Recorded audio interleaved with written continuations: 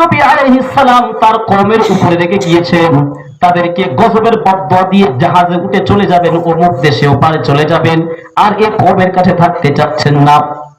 জাহাজ যখন নদীর মাঝখানে চলে গিয়েছে, জাহাজে এমন করে নদীর পানি তখন উত্তাল শুরু হয়ে গিয়েছে, জাহাজের ড্রাইভার বলছে এমন কোন গোলাম এখানে আছো, সে তার মালিকের কথা অমান্য করে এর মধ্যে এসেছো, তোমাকে এখনই নদীতে ঝাঁপ দিতে হবে। তুমি নদীতে না ঝাঁপ দিলে এই জাহাজ মরে যাবে, হাজার হাজার মানুষ মারা যাবে, সবার ক্ষতি হবে। সেজন্য করে এমন কোন গোলাম যদি থাকো, সে তার মালিকের কথা অমান্য করে চলে এসেছো, তোমাকে এখনই এই নদীতে ঝাঁপ দিতে হবে। তুমি একা চলে যাও, কোনো সমস্যা নেই, আমরা সমস্ত মানুষ যাতে বেঁচে যাই। এই কথা যখন বলল, ইউনূস নবী আলাইহিস সালাম বলছেন, হে জাহাজের ড্রাইভার ভাই, আমি হলাম সেই গোলাম, আমি আমার মালিকের কথা অমান্য করে চলে এসেছি।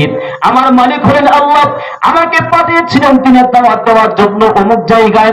আমি আল্লাহর কথা অমান্য করেছি, তাদের উপরে আমি গুসা করেছি, আমি তাদেরকে বদদুয়া করে আমি চলে এসেছি, আমি ধৈর্য সবর করতে পারলাম না। তাহলে আমার কারণে, আমি তো চাই না আমার কারণে এত শত জাহাজ ভর্তি মানুষ ডুবে মারা যাক, আমি একাই নদীতে ঝাঁপ দিতে চাই, আমি একাই নদীতে ঝাঁপ দিলাম। এই কথা বলে ইউনূস নবী আলাইহিস সালাম নদীতে ঝাঁপ দিলেন। যখন ঝাঁপ দিয়েছি, বড় একটা মাছ এমন করে ইউনূস নবীকে লোকমা বানিয়ে নিয়েছে, ইউনূস নবীকে খেয়ে নিয়েছে। একটু আগে যে আমরা শুনলাম ইউনূস নবী মাছের পেটে চলে গেল, মাছ ওই নদীর তলতল তলে দেশে চলে গেল। মাছ ইউনূস নবী মাছের পেটে কেমন ভাবে ছিলেন, মাছের পেটে এমন ভাবে ছিলেন ঠিক গ্লাসের মতো।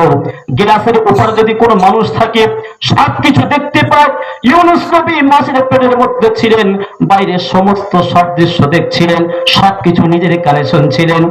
ইউনূস নবী যখন মাছের পেটে পানির অতল তলাতে চলে গিয়েছেন, তখন গিয়ে দেখছেন গুনগুন গুনগুন গুনগুন করে কি শব্দ শোনা যায়।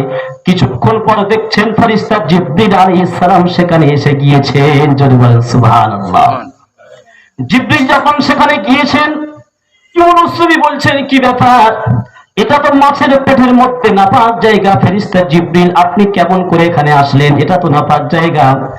তখন জিবরিল আলাইহিস সালাম বলছেন, নাপাক জায়গায় যখন কোন আল্লাহর পয়গম্বর এসে যায়, তখন ওই জায়গা নাপাক থাকে না, আল্লাহ ওই জায়গাকে পবিত্র করে দেন। যদি বলেন সুবহানাল্লাহ। যেমন ভাবে ইউসুফ নবীর ঘটনা আমরা শুনেছি, ইউসুফ নবী জেলখানায় বন্দী হয়ে গিয়েছিলেন, অবশ্যই আপনারা শুনেছেন।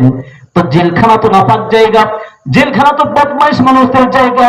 ইউসুফ নবী যখন জেলখানায় গিয়েছেন, সেখানে ফেরেশতা জিবরিল আলাইহিস সালাম চলে গিয়েছিলেন। ইউনূস নবীর কাছে এইরকম ভাবে ফেরেশতা জিবরিল চলে এসেছেন। ইউনূস নবী বলছেন কি ব্যাপার, এখানে তো কেউ নেই, গুনগুন করে কেমন শব্দ শোনা যায়। ফেরেশতা জিবরিল আলাইহিস সালাম বলছেন, ওই নদীর তলদেশে যে পাথর আছে, পাথর, ওই পাথরগুলো আল্লাহ পাকের তাফজিকিরে মগ্ন হয়ে আছে। যদি বলেন সুবহানাল্লাহ। আল্লাহ পাক বলছেন, ইউসাব্বিহু লিল্লাহি মা ফিস সামাওয়াতি ওয়া মা ফিল আরদি ওয়া হুয়াল আজিজুল হাকীম। আসমানের উপরে, জমিনের নিচে, পৃথিবীর যত আল্লাহর মখলুক আছে, সমস্ত সব মখলুক আল্লাহ পাকের তাফজিকির করে, আল্লাহ পাকের জিকির করে। ওয়ালাকিন লা তাফকাহুনা তাসবিহাহুম, হে মানুষ তোমরা কিন্তু তাদের তাসবিহ তোমরা বুঝতে পারো না। ওই রকম ভাবে ইউনূস নবী আলাইহিস সালাম যখন পানির তলদেশে চলে গিয়েছেন, তখন দেখছেন সেখানে পাথররা পর্যন্ত আল্লাহর তাফজিকির করছেন। ইউনূস নবী বিপদে পড়ে বলছেন, তাহলে আমি তো বিপদে পড়েছি, আমি যদি এখান থেকে আল্লাহ পাককে ডাকি, অবশ্যই আল্লাহ পাক আমার ডাকে সাড়া দেবেন। তখন ইউনূস নবী ওই দোয়া পড়েছিলেন, লা ইলাহা ইল্লা আনতা সুবহানাকা ইন্নী কুনতু মিনাজ জালিমিন।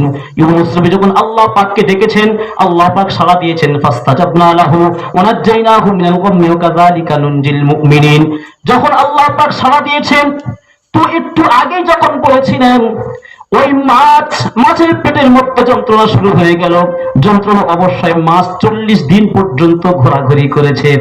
একজন মানুষ যখন সে পৃথিবীর আলো বাতাস হাওয়া থেকে যখন সে অন্য জায়গায় চলে যায়, তখন তো সেটা তার জন্য কবরে পরিণত হয়ে যায়। কথা বলেন ঠিক কিনা? ইউনূস নবী দুনিয়ার হাওয়া বাতাস আলো থেকে চলে গিয়েছেন মাছের পেটের মধ্যে। সেখানে তো দুনিয়ার মতো কোনো আলো নেই, কোনো বাতাস নেই, কোনো জ্বালানা নেই, কোনো হাওয়া নেই। তো ওই মাছের পেট হয়ে গেল ইউনুস নবীর জন্য কবর। ইউনুস নবী ওই কবরে ছিলেন। মাছ কতদিন ঘুরেছিল? 40 দিন পর্যন্ত মাছ ওই পেটের যন্ত্রণা অবস্থা ঘোরাঘুরি করেছে। 40 দিন ঘোরাঘুরি করার পর মাছ নিজের পেটের মধ্যে ইউনুস নবীকে রাখতে পারল না। মাছ ওই ডাঙায় উঠে গিয়ে ইউনুস নবীকে উগলে বমি করে বের করে দিয়েছিল। তাহলে ইউনুস নবীর জন্য ওই মাছের পেট ছিল কবর। তাহলে ওই কবর নিজের মধ্যে ওই মুদ্দারকে রাখতে পারল না।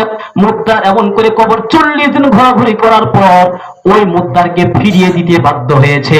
আব্দুল্লাহ ইবনে আব্বাস বলছেন, ইহুদি ইউনুস নবীর কথা তো অবশ্যই কোরআনে কারীমের মধ্যে এসেছে। 27 নম্বর পারা, সূরাটির নাম হলো সূরা আম্বিয়া। বলে ঠিক আছে, ইউনুস নবীর কথা তো কোরআন শরীফের মধ্যে এসেছে। ওই যে তোমার 3 নম্বর প্রশ্ন ছিল যে মুদ্দার কবরে গিয়েছি, মুদ্দার কবর নিয়ে দৌড় দিয়েছি। 40 দিন দৌড় দেওয়ার পর কবর নিজের ভিতরে মুদ্দারকে রাখতে পারলো না। কবর মুদ্দারকে ফিরে দিতে বাধ্য হয়েছে। সেই কবর হলো ওই মাছের পেট, যেই মাছের পেটে ইউনুস নবী গিয়েছিলেন আর মুদ্দার ছিলেন ইউনুস নবী। 40 দিন ঘোরাফেরা করার পর ওই কবর মুদ্দারকে ফিরিয়ে দিতে বাধ্য হয়েছে। যদি বলেন সুবহানাল্লাহ। ইহুদি মনে মনে করছে, ঠিক আছে, 3টে প্রশ্নের উত্তর তো তুমি দিয়ে দিয়েছো কোরআনের সাথে মিলিয়ে। বিশ্বনবী সাল্লাল্লাহু আলাইহি সাল্লামের সঙ্গে এরকম নানান রকম কাফের বেঈমান এরকম চক্রান্ত করে নানান রকম প্রশ্ন করেছিল। কিছু ইহুদি এসে বলছে, কিছু ইহুদি এমন করে পাদ্রির কাছে গিয়েছে, গিয়ে বলছে, পাদ্রি সাহেব, পাদ্রি মানে ইহুদিদের মাওলানা, বলছে আপনি এমন কিছু কঠিন প্রশ্ন দেন